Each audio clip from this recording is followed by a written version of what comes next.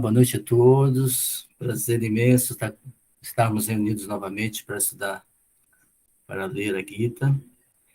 E hoje, em especial, nós vamos dar início ao estudo do capítulo 4, Yoga da Sabedoria.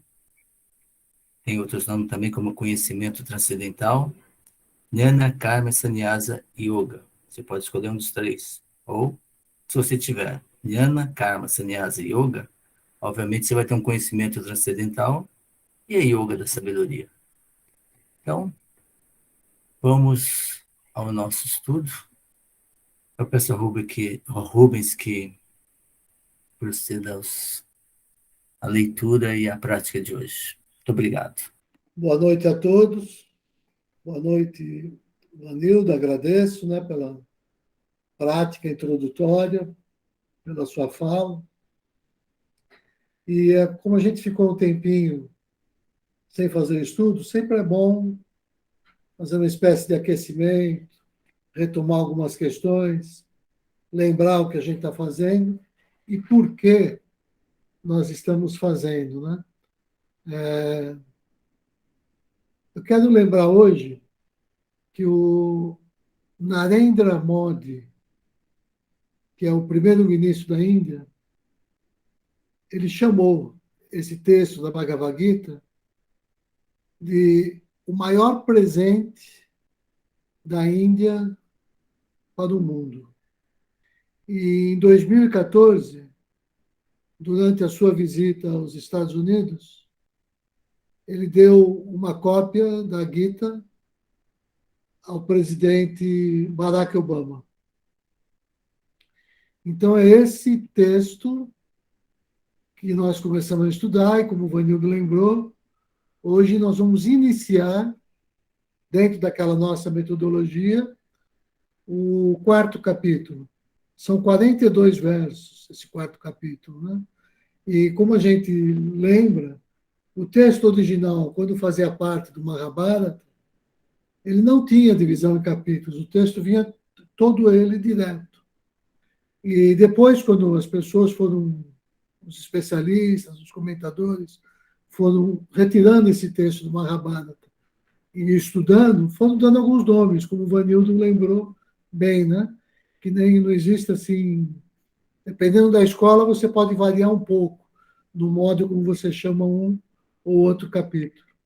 Esse capítulo 4, em especial, é mais conhecido como Jnana Karma Sannyasa Yoga, ou a via do conhecimento espiritual, ou o conhecimento espiritual em ação, ou o yoga da renúncia da ação por meio do conhecimento, ou as outras variantes que o Vanildo já lembrou.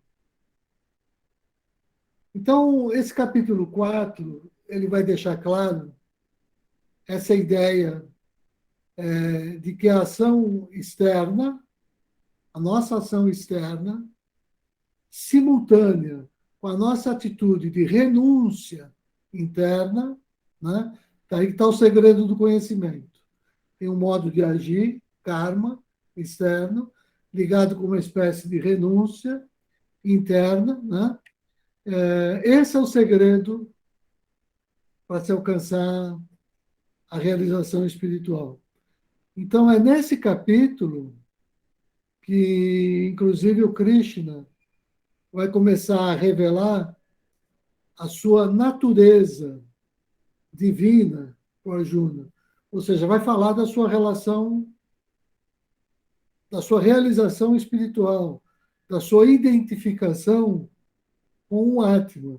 Ele fala como representante do Atma, fala como uma divindade.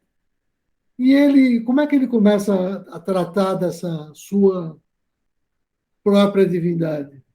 Ele começa o capítulo lembrando o Arjuna que ele ensinou esse yoga que ele está resgatando para os antigos sábios védicos. E aí o que acontece? O Arjuna questiona como que ele poderia ter feito isso se ele nasceu bem mais recentemente, como é que ele podia ter ensinado os antigos rishis da tradição védica, né? Aí o Krishna, então, começa a dar esse tratamento, que é falar da sua própria realização espiritual. Ele diz que lembra que todos nós estamos nesse ciclo de renascimento, né? E ele, Krishna, ele lembra de todas as suas vidas anteriores. E essa é uma característica das divindades. Tá? E que Arjuna, obviamente, não se lembra, né? Então, ele está falando de uma coisa que ele fez, não nessa vida, né? E o Arjuna não estava entendendo isso. Então, e por que ele tem que falar isso? Porque aí é aquela expressão famosa, né?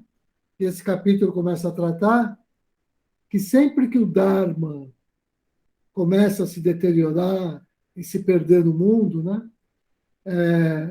Sempre que esse propósito maior de vida é esquecido pelos homens, que ele desce para restabelecer o Dharma. Então, olha que interessante. Quando ele fala que ele desce para restabelecer o Dharma, a palavra descer é um verbo vri.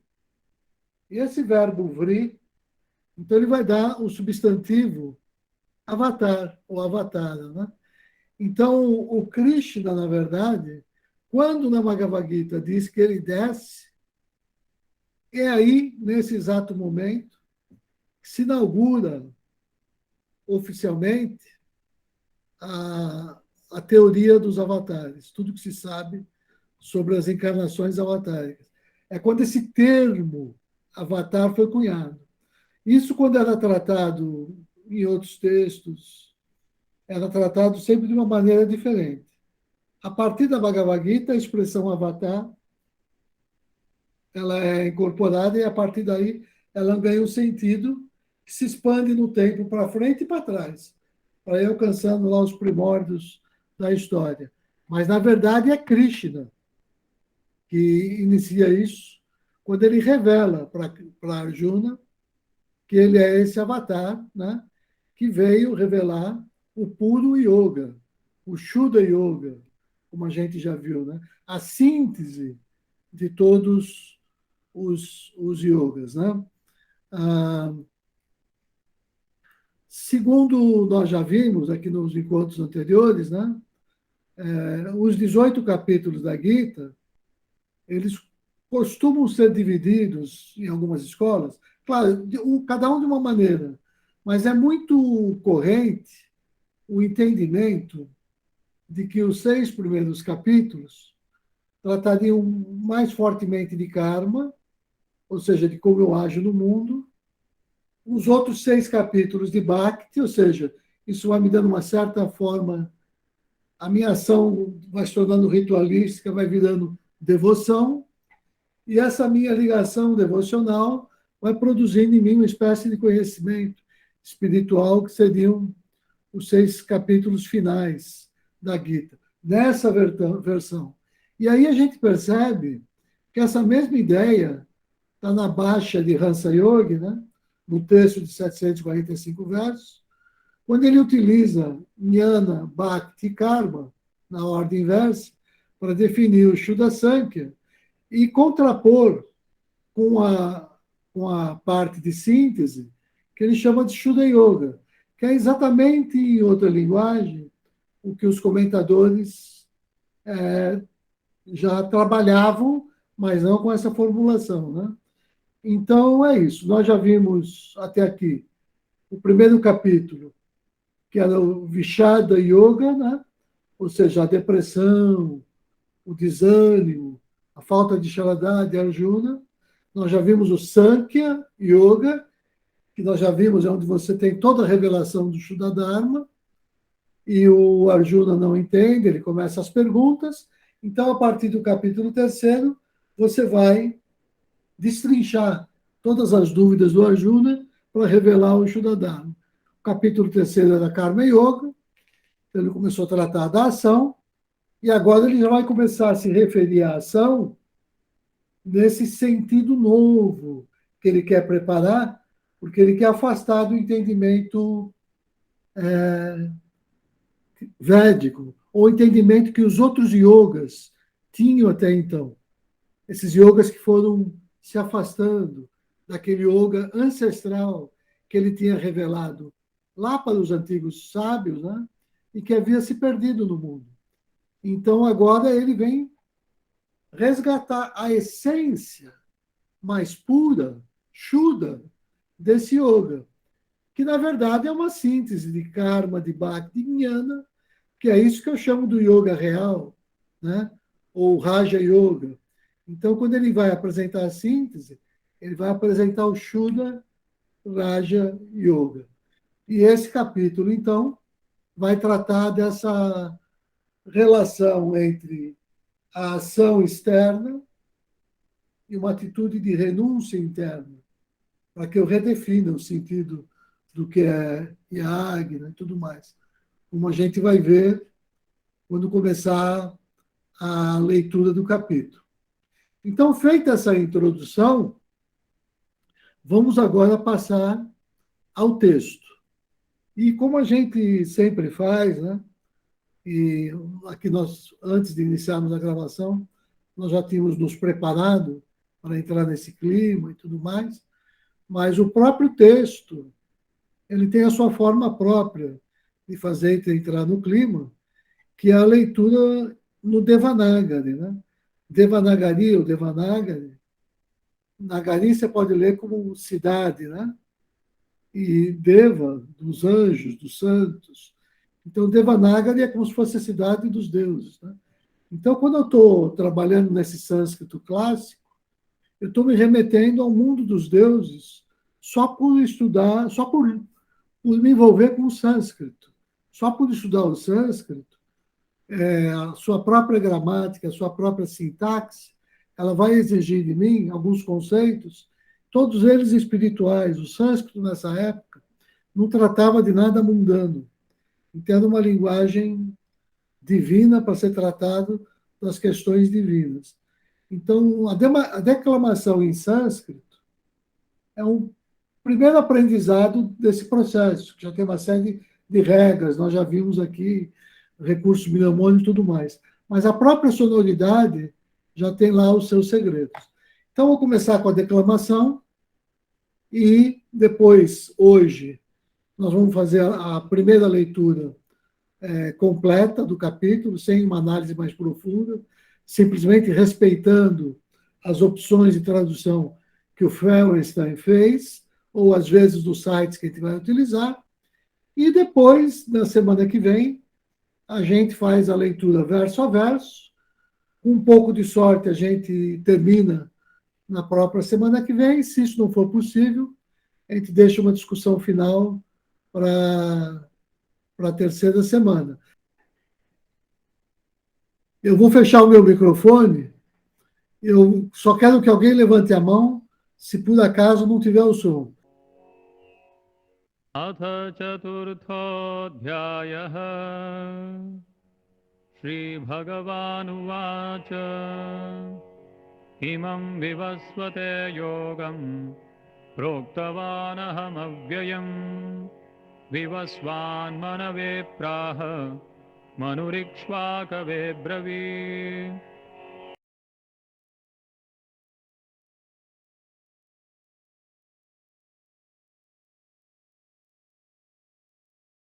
ज्ञानसंच्छिन्नसंशयम् आत्मवन्तं न कर्माणि निबध्नन्ति धनञ्जय तस्मादज्ञानसम्भूतं हृत्स्थं ज्ञानासिनात्मनः चित्वैनं संशयं योगम् आतिष्ठोत्तिष्ठ Bharat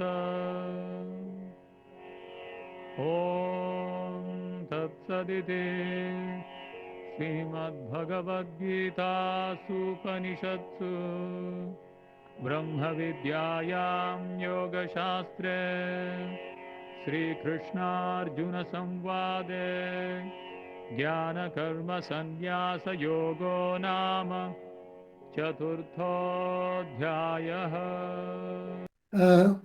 Pronto. Agora, antes da gente... boa noite, Augusto. Eu vi que ele entrou mais tarde, né? Tá tudo certo. Nós já fizemos aqui a parte inicial, e aí a ideia para hoje é a gente fazer a primeira leitura direto, sem muitos comentários sobre a tradução do Feuerstein, e depois a gente faz a leitura verso a verso, e aí comenta a tradução, discute. Essa primeira leitura é só uma leitura de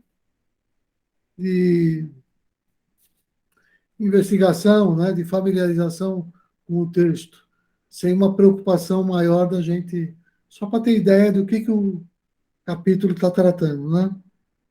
Então, eu vou fazer essa leitura comentando o mínimo, só onde for de fato necessário. Disse o Senhor bendito: este yoga imutável, proclamei-o a Vivasvati. Vivasvati anunciou a Manu, e Manu declarou a Ikshavaku. Assim recebido de uns pelos outros, ele foi apreendido pelos videntes reais.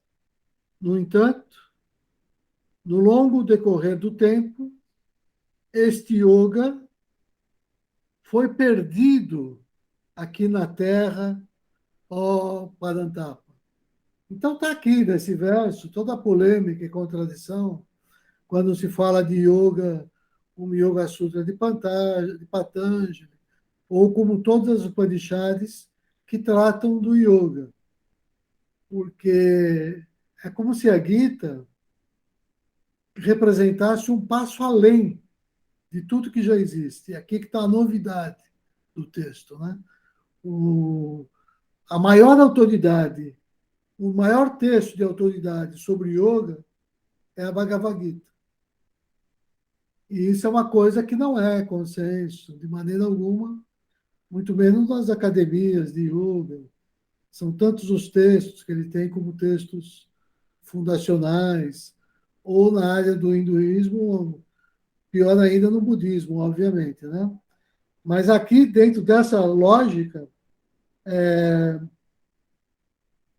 se a gente levar que essa palavra é verdadeira, né? A palavra do Senhor Krishna, ele está dizendo que a essência do yoga tinha se perdido. Ele não está dizendo que não existiam os Upanishads, nem os textos que já tratavam de yoga. Ele está dizendo que tudo aquilo é insuficiente, próximo ao Shuddha Raja Yoga, ao Shuddha Yoga, que ele vai revelar para o Arjuna. Daí é que vem as leituras, que às vezes criticam os outros yogas, né? Também é um pouco equivocado, porque ele diz que ele vai revelar esse nível mais profundo, mas isso resgata todos os outros sistemas, né? Isso torna todos os outros sistemas casos particulares, subconjuntos, adendos, que pertencem a essa leitura mais essencial que somente a Bhagavad Gita possibilita, né? Segundo a fala de Krishna.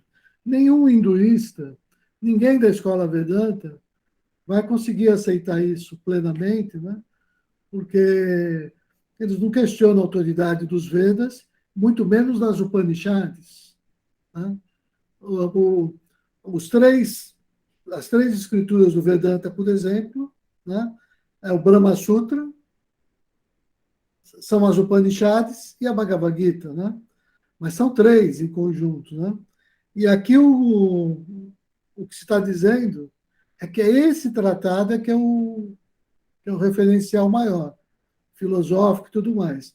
Muitas escolas nem consideram esse texto filosófico, consideram um texto popular, já que é um mero diálogo, né? Essa é uma leitura equivocada, superficial, das pessoas que não têm uma vinculação mais mística com o texto, né? e tem uma relação mais cerebral, né? Que entende aquela filosofia de buscar pelo em casca de ovo como profundidade, né? Mas o próprio senhor Buda vai ser crítico desse entendimento, né? Quando ele chama as pessoas à prática. É a mesma coisa que o Krishna vai fazer, a ação, ao engajamento na ação. O senhor Buda, para fazer o contraponto, ele diz, né? Olha, quando você recebe uma flechada e você está ferido, a primeira coisa que a gente tem que fazer é retirar a flecha e te levar para o médico, fazer um curativo. Não adianta ficar discutindo qual a natureza da flecha, se a flecha é real, se ela é de metal, se ela é disso. Essas discussões, que são divergentes, elas distraem o místico da meta. Essas discussões filosóficas vazias é característica dos outros textos, dos debates, das religiões. Fica as religiões discutindo entre si qual o texto que tem prioridade, ou qual o líder religioso tem uma fala mais verdadeira. A Gita vai dizer, nada disso importa, né? Porque o que importa é a gente entender a palavra do Senhor Krishna quando ele vai redefinir tudo. Quando eu leio assim, nesse sentido místico, aí sim, como alguns filósofos contemporâneos perceberam, a Gita é o maior poema filosófico jamais escrito. Não existe outro superior. Agora tem que ser um filósofo que se associa ao coração, ao sentimento, para perceber isso. Se ele é um mero filósofo cerebral ou intelectual ou de uma lógica asséptica, né? Ele não percebe isso. Porque isso você percebe com o coração. Eu falei um pouco mais aqui, porque é só para apresentar o capítulo. Então, este antigo yoga, em verdade, proclamo hoje a ti, pois és meu devoto e amigo. De certo, este é o segredo inigualável. Eu não vou questionar as opções de tradução, não cabe agora, mas a ideia geral a gente está captando. Pode ter pequenas variações de um texto para o outro, mas o sentido geral é esse. Olha. Eu estou revelando o Shuddha Yoga, o Shuddha Raja Yoga, que caracteriza o Shuddha Dharma. Arjuna disse, olha só, o Arjuna tem aquela compreensão vedantina, ou dos mestres da tradição védica dele, lá da tradição sacerdotal. Né? E agora ele está falando com Krishna, que não é mais um sacerdote, é um espiritualista puro, não é um religioso, simplesmente. Né? Então ele não entende ainda, porque ele tem essa formação que é ainda só de base mais religiosa, vamos dizer assim. Né? Teu nascimento é posterior e o de Vishvavat é anterior. Como devo entender essa tua afirmação de que proclamaste esse yoga no princípio? O Arjuna não capta o que o Krishna quer dizer. Aí disse o Senhor bendito, muitos são os meus nascimentos passados, e muitos são também os teus, ó Arjuna. Eu os conheço a todos, mas tu não conheces os teus, ó Parantapa. Olha que interessantíssimo esse verso. E como ele é sutil, né, a gente perceber o seu significado mais profundo.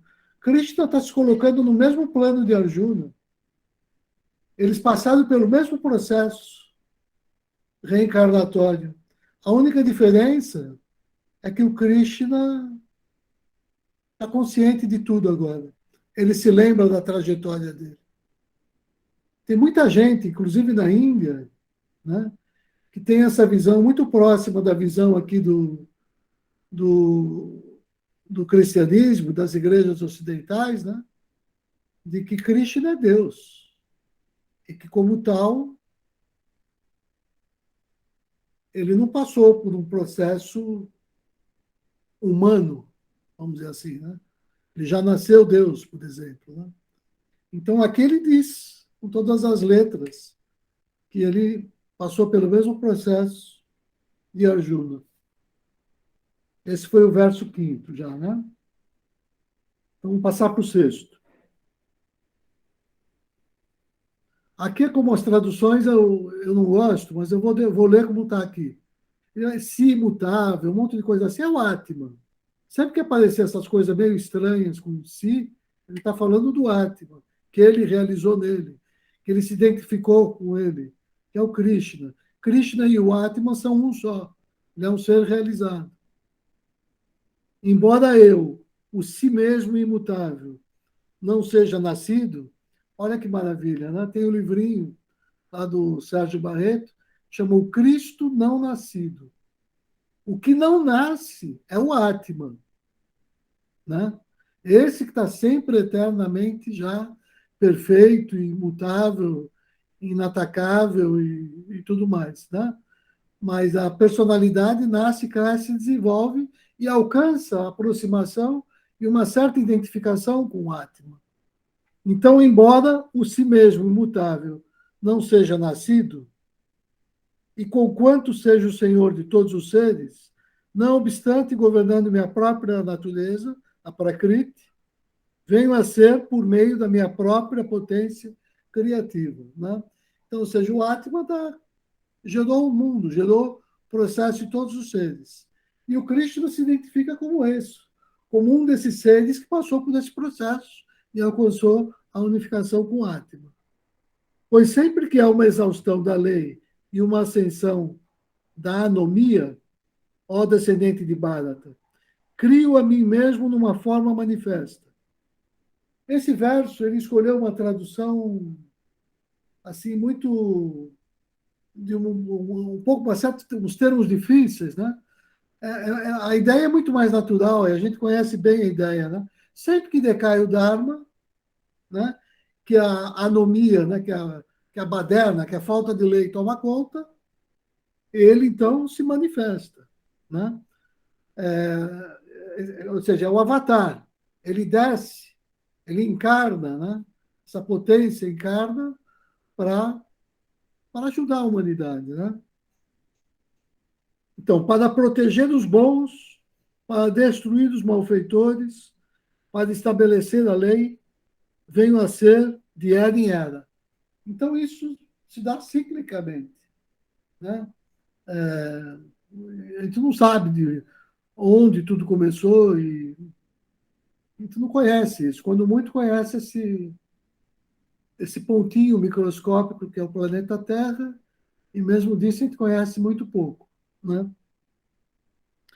Aquele que dessa maneira realmente conhece meu divino nascimento e minha ação, ao abandonar o corpo, nunca mais sofre o renascimento. Ele vem a mim, ó Arjuna. Claro, o ser que se aproxima do Atman, que realiza o Atman, alcança o que eles chamam lá de moksha, a liberação, e não precisa renascer nesse corpo denso. Você pode ter existências em planos mais sutis, né? Como tem os seres, sei lá, que as tradições chamam de seres celestiais, né? Seres angélicos, as ordens de serafins, querubins, não sei lá mais os nomes que a tradição judaico-cristã costuma dar também para essa esfera de ser que não é de corpo físico, mas tem existência, uma existência sutil.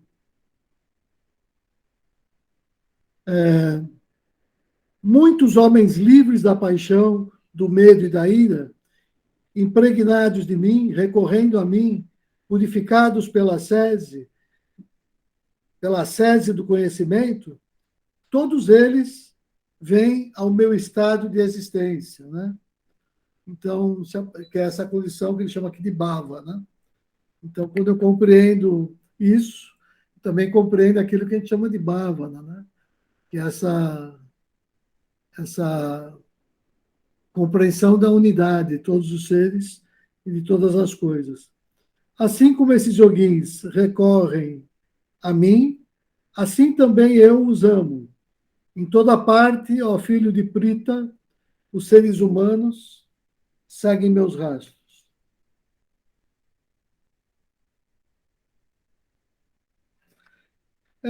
Aqui ele diz na nota 12, né? Rastro o meu caminho, né?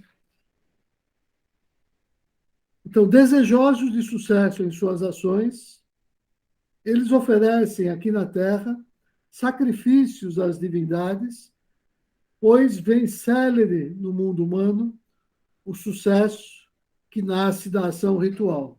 Ele está falando aqui da tradição védica, né? Que era assim, né?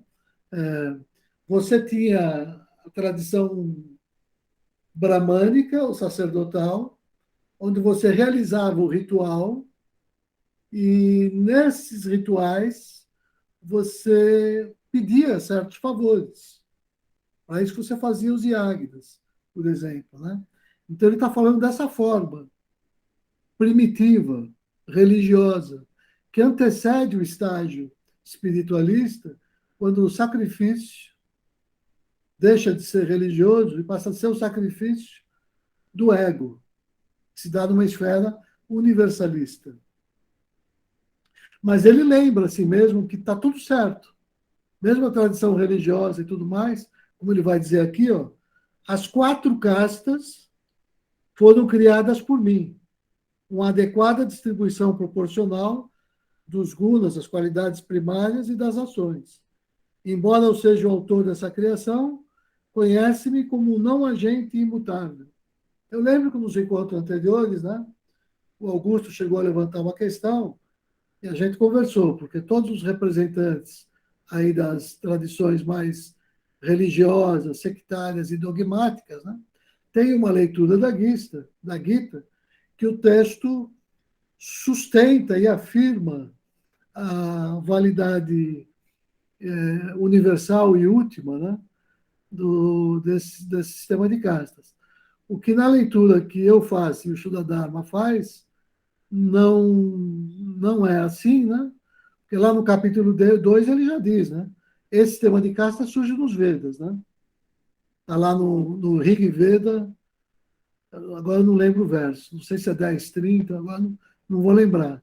Mas é uma metáfora onde você diz que a cabeça de Brahman é a classe sacerdotal, os braços de Brahman são os kshatriyas, as pernas, os vaishyas.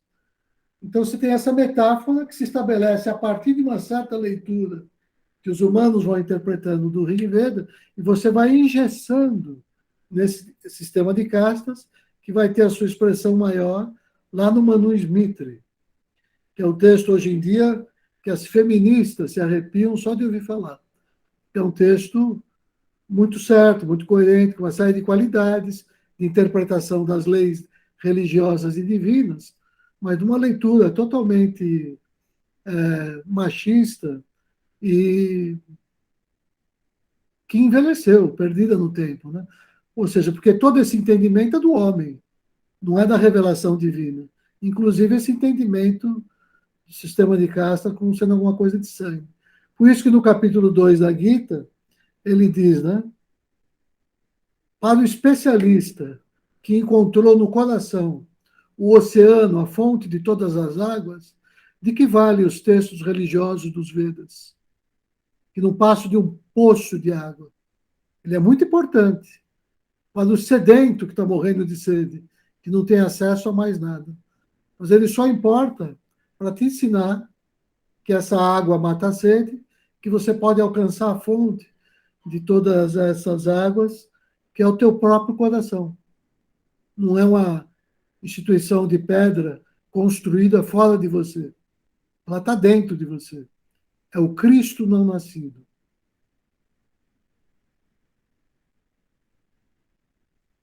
As ações não me maculam. Não há, nesse lugar, dentro de você, né, anseio pelo fruto da ação. Agora, aqui ele já começa a falar nisso. Olha. Ele estava falando de ação, como era entendida lá nos Vedas. Agora ele começa a sofisticar o entendimento do que é a ação, fazendo essa comparação com os frutos, que é os frutos que eu tenho que renunciar. Não como entendiam os antigos que tinha que se renunciar à via da ação, né? Que é o que propõe, por exemplo, o Varna Ashrama Dharma, que é a organização do Dharma em torno das 4 castas, que é o que ele critica e não o que ele defende no texto, né? As ações não me maculam, não é para mim anseio pelo fruto da ação. Assim, aquele que me reconhece como não agente, não é agrilhoado pelas ações. Ciente disso, os antigos, desejosos da libertação, também executavam ações. Portanto, em verdade, tu deves igualmente executar as ações como há muito tempo fizeram os antigos.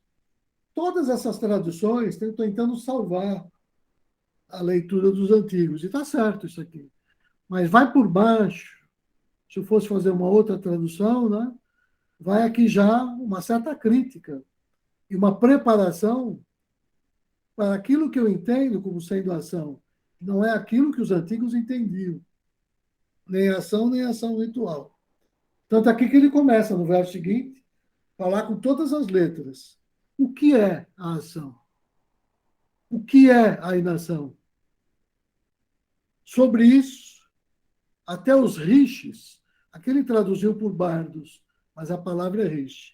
Até os rishis se confundem. Declarar-te-ei aquela ação cujo conhecimento libertar-te-á do mal. Até os rishis se confundem. O que é ação e não ação. Que até esse momento de Krishna, as pessoas achavam que sabiam isso com toda certeza. Tanto que tinha 2 vias. Ou a via da ação, ou a via do conhecimento, que é a via da não ação. E estava muito claro para todo mundo o que era. Ele disse, não, senhores, isso aqui é uma área cinza, que vocês têm essa visão superficial de enxergar tudo de uma maneira dicotômica, né? Preto e branco. Quando aqui tem toda uma gradação de cinza. E é isso que eu vou tratar agora. Ou seja, eu vou superar tudo aquilo que se tinha como entendimento das escrituras sagradas. Estou trazendo a essência mais pura do yoga, que se perdeu. Não está isso em lugar nenhum. Eu estou falando para você, Arjuna, uma coisa que nenhum outro ser nesse planeta teve acesso a essa fala tão privilegiada. Ele fala isso com todas as letras no texto, né? Então, com efeito, deve-se compreender a natureza da ação. Deve-se compreender a ação má. Esse vi aí tem esse prefixo, tem essa característica. Por isso que vi karma, né? Karma, que é a ação, e esse vi, que torna ela negativa. E deve-se compreender a inação. Aqui, ó. A não ação é colocar esse A na frente. Esse A karma, como inação, né? Até no Shuddha Dharma, nos textos dos mestres, e muitas discussões que eu vi, inclusive em congressos, as pessoas têm dificuldade em entender esse conceito. Eu já vi algumas falas, né, que tratam de akarma como se fosse como se não fosse inação, como se a inação tivesse uma crítica, fosse uma coisa sempre negativa.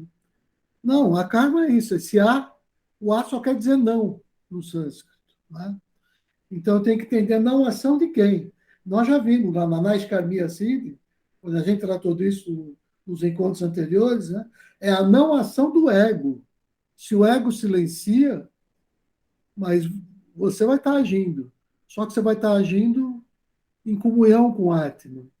Então, de alguma maneira, o teu ego não age mais. Então, você não gera consequência kármica.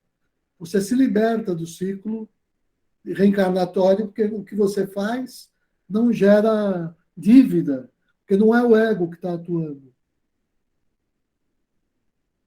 Aquele que vê a inação na ação e a ação na inação é dotado de sabedoria. Isso aqui é uma coisa fantástica, que está a essência do Shuddha Dharma. E essa fala é totalmente incompreensível para o Arjuna e para toda a tradição que ele representa na fala dele, que é a tradição que se tinha até antes do Gita, que é a tradição das Upanishads, naquela leitura superficial que a essência do yoga tinha se perdido, e na leitura dos sacerdotes que se fundavam nos Vedas. O Krishna vai falar uma outra coisa, mais profunda. Né? Agora, é claro, como lembro todas as escolas, né? A natureza não dá saltos, e você não chega no telhado de uma casa sem subir a escada, degrau por degrau. Então, esses passos são importantes. O que ele está dizendo para o Arjuna é que ele já cumpriu esses passos e ele pode dar agora um passo maior.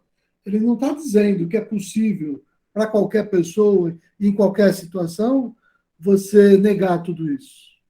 Ele está dizendo que o Arjuna e algumas pessoas, dependendo da sua disposição interior, pode dar esse passo que ele está sugerindo para o Arjuna. E quem é? Para quem ele sugere isso? Para aquele que já tem maturidade para ver na inação a ação e a ação na inação. Né? Então, isso aqui depois a gente vai poder discutir quando fizer a leitura. Quando a gente fizer a leitura mais assim, verso a verso, até para todos poderem falar. Porque esse verso aqui todo mundo já teve oportunidade. É a essência do Shuddha Dharma, então todo mundo tem muito o que falar sobre esse verso. O homem cujos empreendimentos são todos livres de desejo e motivação, ele pulou aqui, a palavra é sankalpa, né?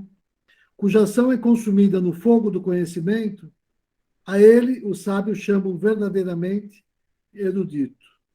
É o Pandita, né? Ele está falando do conhecimento agora, né? Porque você só age, você só tem o discernimento do que é verdadeiramente a ação e a inação. Isso é um conhecimento espiritual. Não está ao alcance dos ignorantes, essa distinção. Depende de uma certa trajetória na vida espiritual, para você ter esse conhecimento. Né? Então,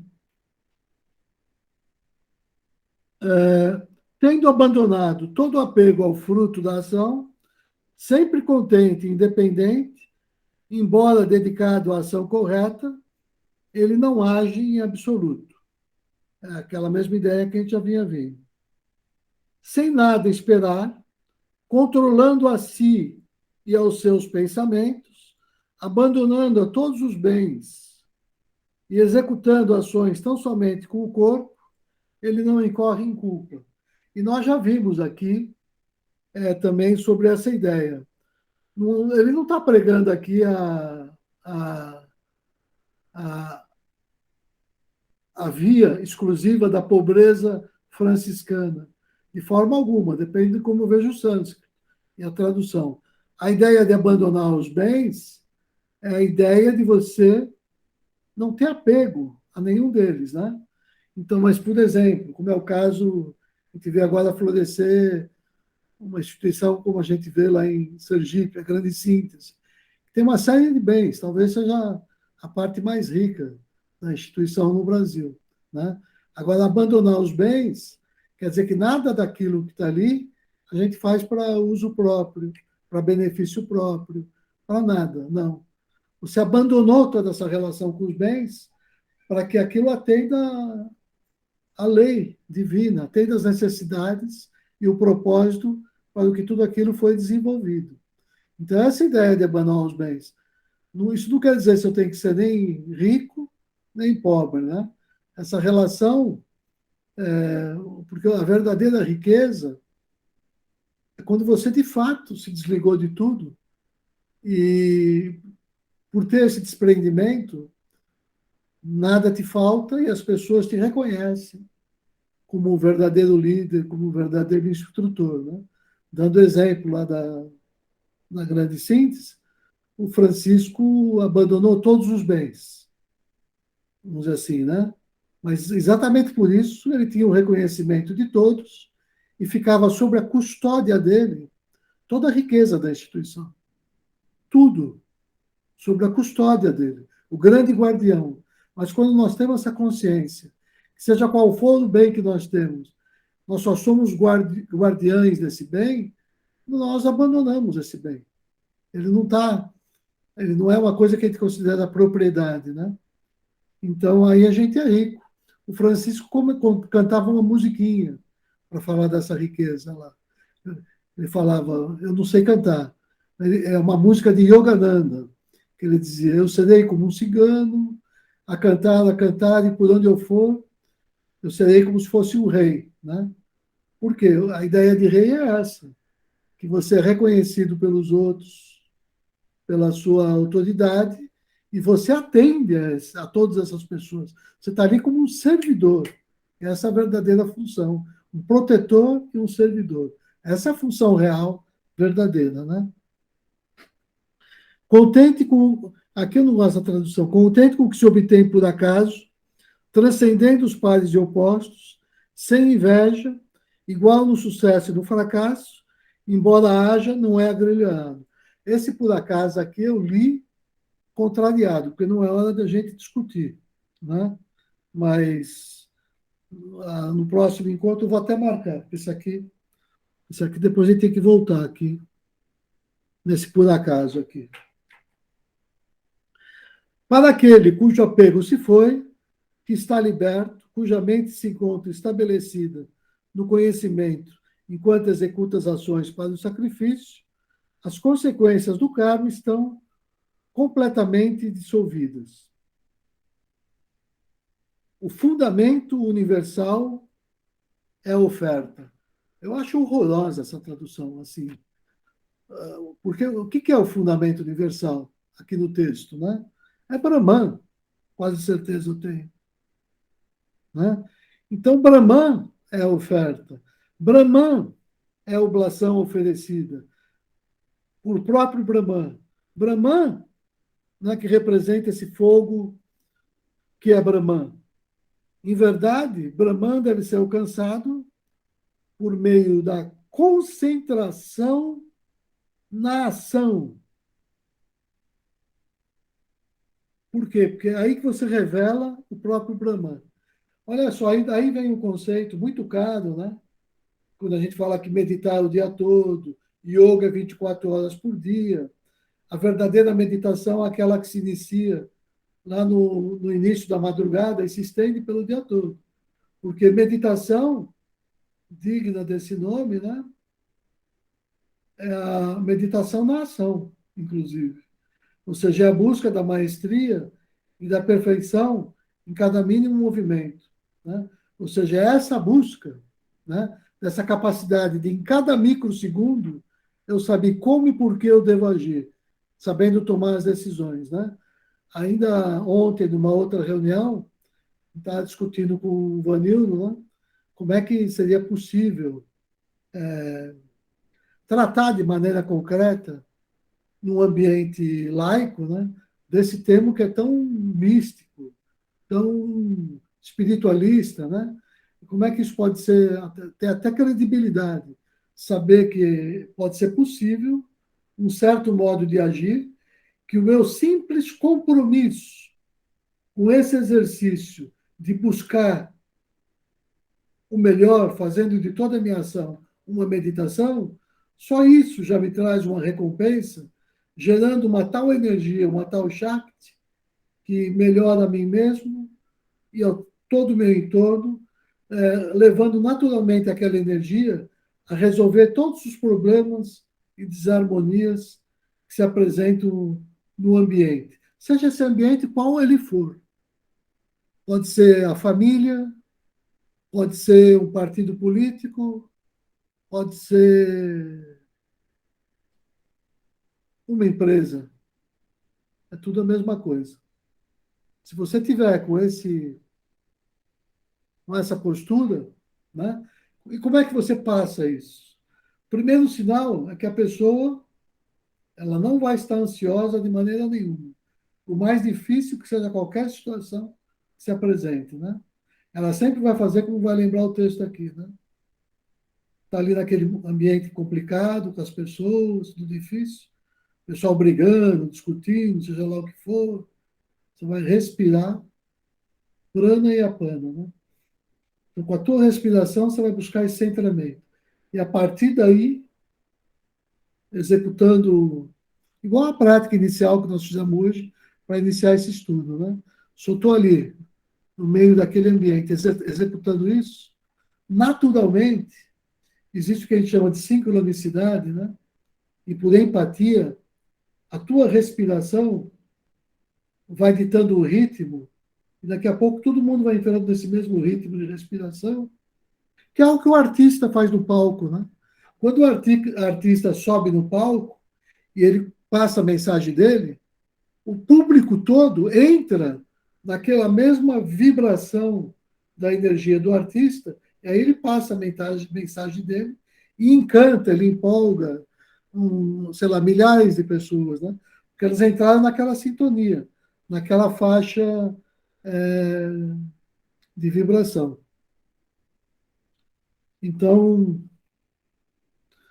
isso, quando você medita na ação o tempo todo, você é tão cuidadoso que as pessoas começam a perceber nos seus olhos. Os seus olhos são diferentes. A pessoa começa a ter um brilho no olhar, uma calma estranha, né? Então, quando essa pessoa chega no ambiente, já acontece em todos os níveis, em termos menores. Vamos pensar, tem dois professores, um que impõe respeito e um que não impõe respeito, né? Então, você chegou assim, antes da aula, está aquela baderna absoluta. Chegou o professor sem experiência, ele entra na sala e ele é invisível, as pessoas ignoram a presença dele e continuam naquela energia que eles estavam antes.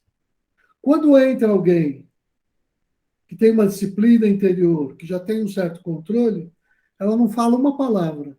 A presença da pessoa já emana a lei e a ordem que ela quer que se instale no ambiente e logo tudo entra naquela sintonia. E isso acontece, vamos dizer, com o professor, muito mais com o mestre, ou com alguém que encarna isso. Eu lembro que estudava com o Srivajana. É o exemplo que eu melhor conheço, assim, com os olhos, né? O maior de todos que eu vi realizar isso foi Srivajana. De todos que esses meus olhos testemunharam. Foi Srivajana, Dom Benjamin Valenzuela, né? Que, quando ele entrava no ambiente,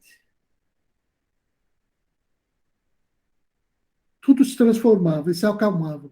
Num nível tal que o meu tio Sérgio Barreto chegou a me jurar de pé junto que estava sentindo no ambiente um perfume de rosas, que era o odor da aura e da vibração de Srivajana. Eu não sentia rosas, mas meu tio Sérgio disse que sentiu, e que aquilo emanava de Srivajana, quando ele entrava naquele estado, quando fazia aquelas práticas. Isso é a autoridade de um mestre espiritual. Então, onde que eu estou? Acho que é o 23, né? Para aquele cujo apego se foi, que está liberto, cuja mente se encontra estabelecida no conhecimento, enquanto executa ações para o sacrifício, as consequências do karma estão completamente dissolvidas. O fundamento universal é a oferta. Ah, isso eu já tinha lido, está o tal do fundamento universal lá. Então aqui é Brahman, foi o que a gente acabou de ler, o 4.24. Tinha esquecido. Vou passar então por 25. Em verdade, alguns yoguins executam o sacrifício às divindades. Outros, por meio do sacrifício, lançam suas oferendas diretamente no fogo de Brahman, não é do fundamento universal. Aqui ele começa a fazer a distinção. Olha, tem dois tipos de sacrifício. Tem vários níveis, gradações, mas, grosso modo, dois tipos. Tem o sacrifício védico, que é o sacrifício religioso, que você faz uma cerimônia religiosa, onde um sacerdote ele vai lá e faz uma série de coisas. E tem o sacrifício de si mesmo, que é o sacrifício que o Senhor Krishna propõe para Arjuna.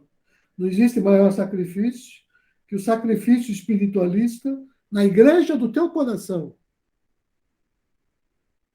Porque quando você atende a esse, esse não é incompatível, inclusive, com os outros. Então, ele subsume todos os outros. Ele dá conta dos outros. Ele se harmoniza. Mas o Senhor Cristo recebe e aceita todos esses sacrifícios, que vêm das pessoas mais simples, com as formas mais rudimentares de prestar uma adoração ou homenagem à divindade, até a forma que ele considera a superior e mais elevada, que é a forma não religiosa e espiritualista de realizar o sacrifício de si mesmo. Mas esse é um longo caminho, que te emancipa da tradição védica e te aproxima ao Shuddha Dharma, conforme está dado no texto da Bhagavad Gita pelo Senhor Krishna. No campo de batalha, ele pede para Arjuna realizar esse sacrifício. Na condição mais crítica do mundo, a condição mais difícil, né? Mais dolorosa. Não é com um incenso e sinozinho batendo, uma coisa muito tranquila e silenciosa e protegida. É uma situação terrível. E ali é que foi a oportunidade para ele revelar esse segredo que está acima de qualquer outro tipo de sacrifício. Porque todos os outros nada mais são que representações desse sacrifício maior. São formas de ensinar as pessoas a se aproximarem desse que é o verdadeiro e único grande sacrifício. Perto desse, todos os outros não são mais do que caricaturas dentro dessa fala de Cristo. Ainda assim, ele acolhe a todos, porque sabe que cada um está no seu nível.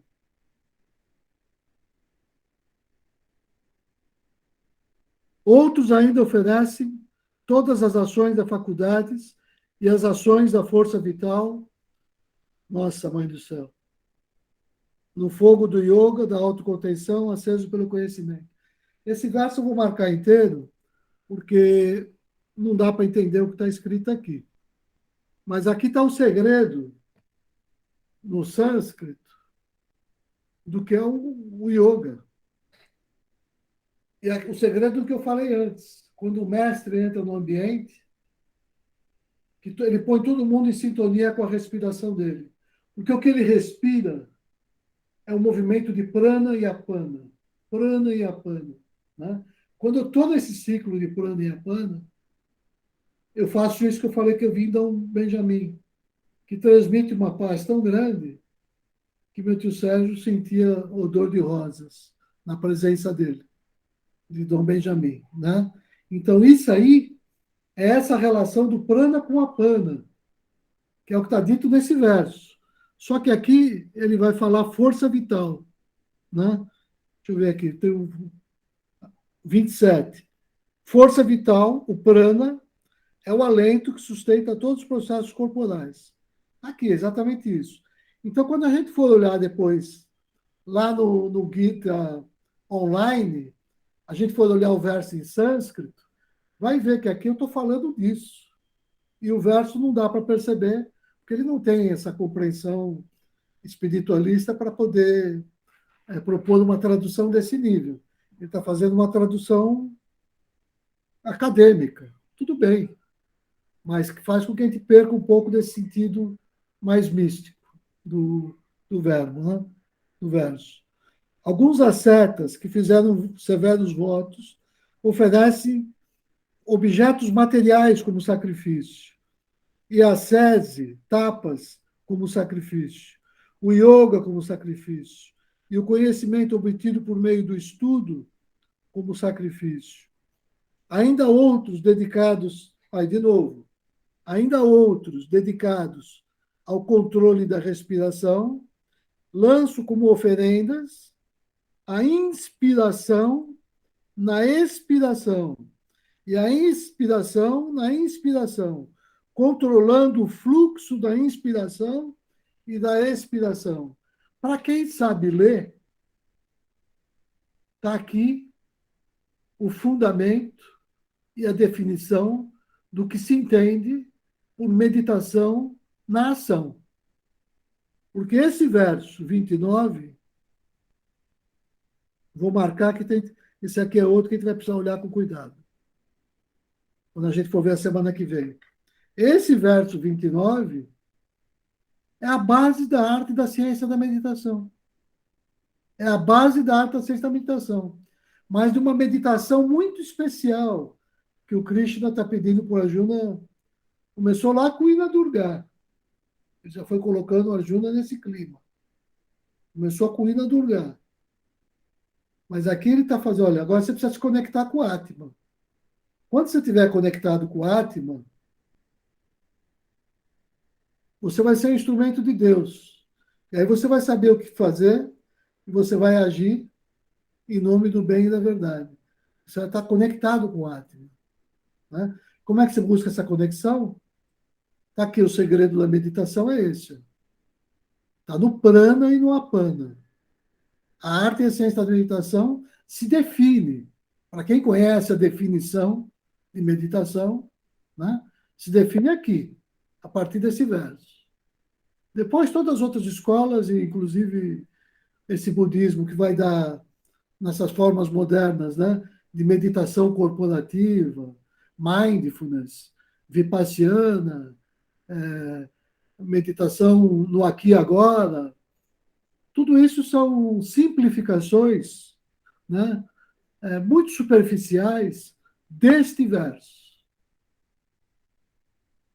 Porque ele não fala só da meditação, mas ele, olha, respiração é 24 horas por dia.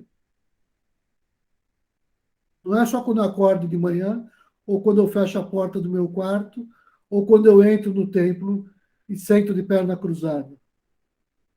Ele está falando de uma coisa que é compromisso com a vida, o tempo todo. Né? Porque aí a tua vida vai se tornar uma meditação. E isso se dá por meio da ação. Mas dessa ação, não a ação védica, que se conhecia até Arjuna, não essa ação de quem fala do sistema de castas, dessa outra ação que vem junto com a renúncia interior do ego, com a renúncia ao fruto da ação. Né? Ou seja, renunciar ao fruto da ação é eu estar o tempo todo meditando na ação, meditando sobre o que é melhor, sobre como fazer isso, sobre como implantar aquilo, sobre como melhorar o meu entorno, como melhorar as relações de família, como melhorar as relações políticas, sociais, culturais, de trabalho, 24 horas por dia. Então, esse verso define isso. Agora, eu sei que é difícil de um verso sintético como esse provar, né, que ele fala de tudo isso. Mas, assim, eu afirmo com convicção que o que eu estou falando é. Eu não conheço, eu não conheci autoridade espiritual que me desmentisse nesse ponto. Quem me desmente, ou os que me desmentiram nesse ponto, são só curiosos. São pessoas que ainda estão engatinhando nesse processo. Porque aqui está a maturidade da própria manifestação do Shuddha Dharma. É esse verso. Agora, na leitura que faz o próprio Feinstein, que é tido como um grande entendido no yoga, aí não. Aí você, o yoga de Krishna, o Krishna Yoga, o Shuddha Yoga, não dá para ficar claro nessa tradução que ele está propondo para esses versos. Aí eu entendo porque que existem tantas leituras e tem gente que ainda lê a Gita e ainda afirma que a Gita defende a versão mais antiga do hinduísmo do sistema de castas. Então vamos lá. Outros, restringindo a dieta, lançam o sopro vital como oferenda no sopro vital. Todos esses, com efeito, são conhecedores do verdadeiro sacrifício, cujas máculas são removidas pelo sacrifício. Sacrifício entendido aqui como essa ação dessa qualidade muito especial. E ele está falando aqui, ó, são esses que são os conhecedores. Desfrutando desse néctar, né? Olha que maravilha isso. A gente se alimenta, quando eu ajo assim, né? É Deus que está se manifestando, é Brahman. E aí você se alimenta dessa sobra, né? Que é a praçada. Lá no ritual védico, quando você fazia oferenda para a divindade, do alimento consagrado, é como se as divindades se alimentassem. E depois você ia lá e compartilhava aquela fruta, aquela coisa. Você estava se alimentando da sobra, né? Você chama de prafada da oferenda. Mas olha o que ele diz nesse verso. Quando eu ajo assim, né? Essa ação, esse sacrifício, eu já estou me alimentando disso, que foi o alimento dos deuses. É esse que é o alimento. Não é lá no templo, quando termina a reunião, eu vou lá e pego uma maçãzinha consagrada, bebo. Claro, tudo aquilo é, no contexto védico. Mas ele está dizendo que a verdadeira simbologia daquilo que aquilo representa é essa comunhão com a divindade. Então, desfrutando o néctar da sobra dos sacrifícios, eles entram no eterno fundamento universal, no eterno Brahman.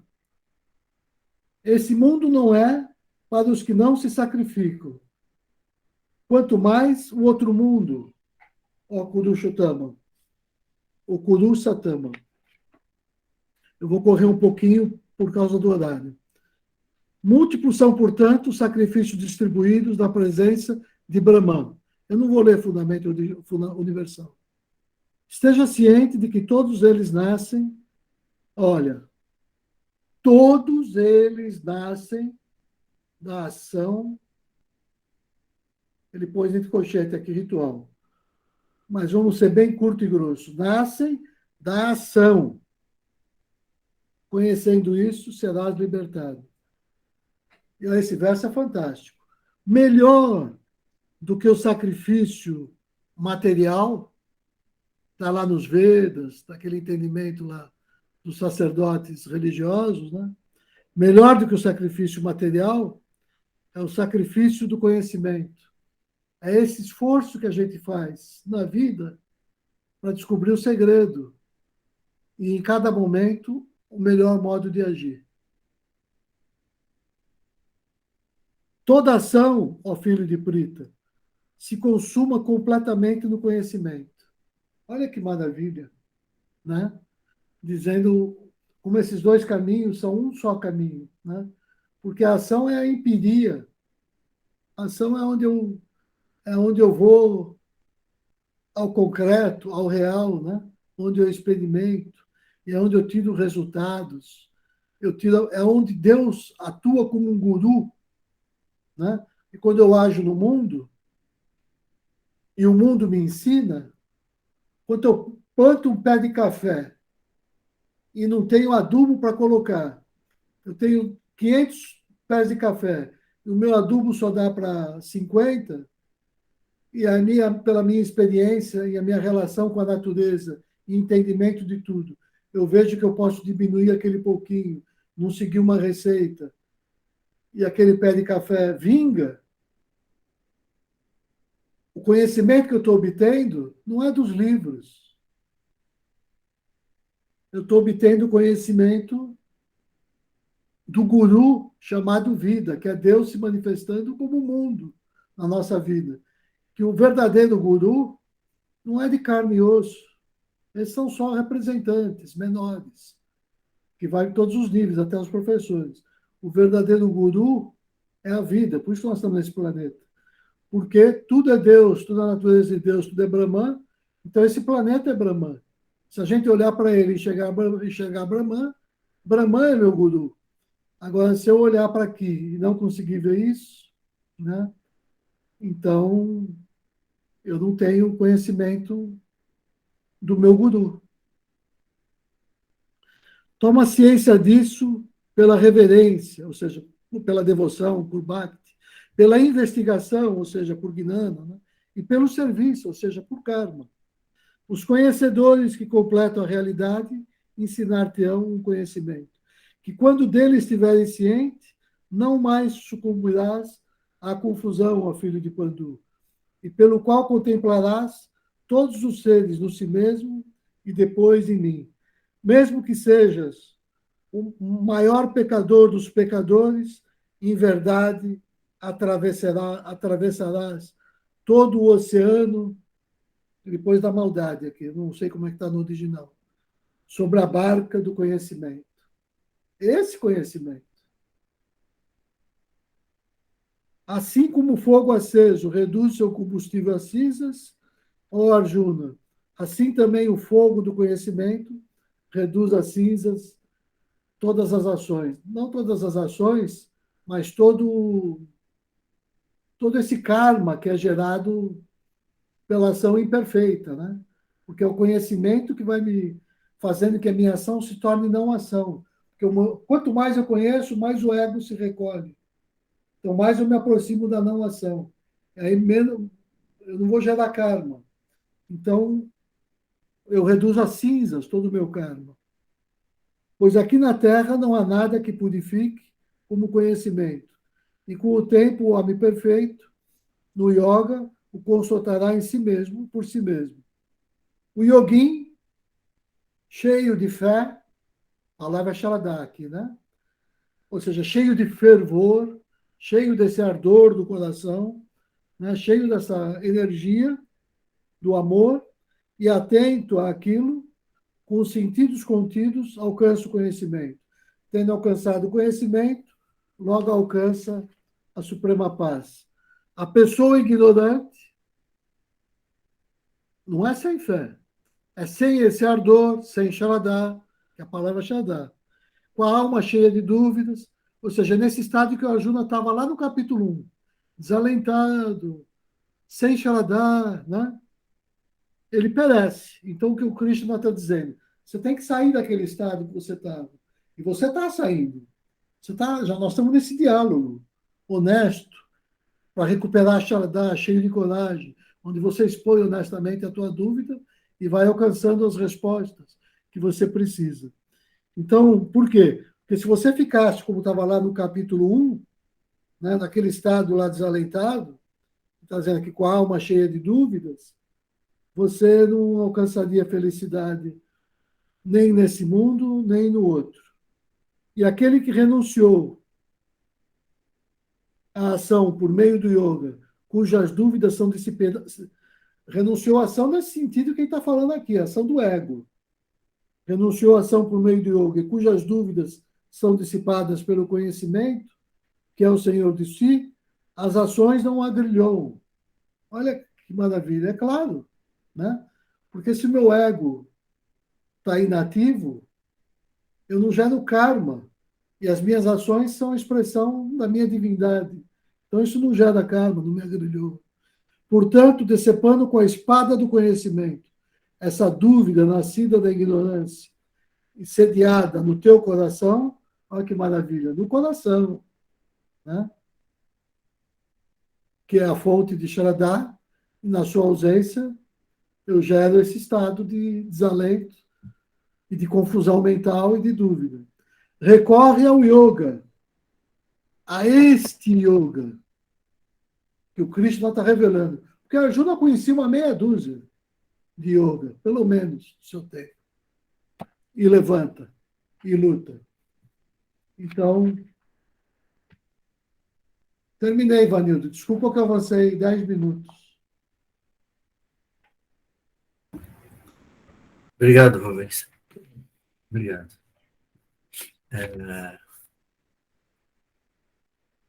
Eu sempre gosto de... Sou chato do horário, mas aqui realmente a gente tem que tentar fazer o máximo possível em relação ao horário, né? Ao tempo. Então é o seguinte, alguém tem alguma observação que queira fazer? Agradeço, Rubens, a explanação, agradeço a todos vocês. Eu vou pedir para o senhor Eurípides, então, fazer o encerramento. Agradecendo novamente a todos. Eu acho que tem muita informação aqui, mas muita mesmo. Acho que a gente vai, no decorrer da semana, trabalhando isso. E se você reparar, o nome Sannyasa, Jnana Karma Sannyasa foi realmente detalhado no decorrer de todos os capítulos. Em determinada parte ele falou Gnana, falou de Karma e falou de Sannyasa agora no final, né? Então, assim, está muito bem, é um título bem interessante para esse artigo. E engraçado que você, quando fala de conhecimento, parece que tem uma fórmula que você vai descobrir aqui, né? Vai vir uma fórmula, assim, faça isso, faça isso. Mas é o conhecimento da ação verdadeira que você vai ter que descobrir. E não tem como passar isso para outra pessoa, a não ser que você haja, você faça esse movimento com o Xarará, com esse sentimento do coração, em direção a tudo que você vai fazer na vida. Então, a gente tem muita informação. Agradeço, Rubens, pela leitura e pelas explicações aí nas entrelinhas. E tem um material muito bom para quem quiser realmente, de coração, trilhar esse caminho. Ele tem um arquivo muito interessante aqui para pesquisar, para caminhar junto com a gente. Agradeço você, Rubens, e agradeço a todos mesmo por estarem aqui conosco hoje. Senhor Ipes, por gentileza, você poderia fazer um encerramento para a gente? Muito obrigado, muito obrigado. Vamos, então, tomar a consciência deste momento, onde estamos ante a presença da divina hierarquia. E gratos por estes conhecimentos que levam-nos a agir corretamente. Senhor Narayana, Supremo Governador de todos nós, nós nos entreguemos tal como somos e nos apresentemos. Que nos oriente, nos proteja e nos guie sempre em nosso progresso material e espiritual. Vamos mergulhar dentro de nós, entrando em contato com o nosso Atman, que é a essência de Deus. Vamos sentir essa luz que brilha mais que milhões de sóis. E vamos irradiar este amor que está dentro de nós, que é o próprio Deus, desejando a felicidade a todos os seres. Vamos pronunciar por 3 vezes o Pranava Om, o nome sagrado de Deus. Inspiremos.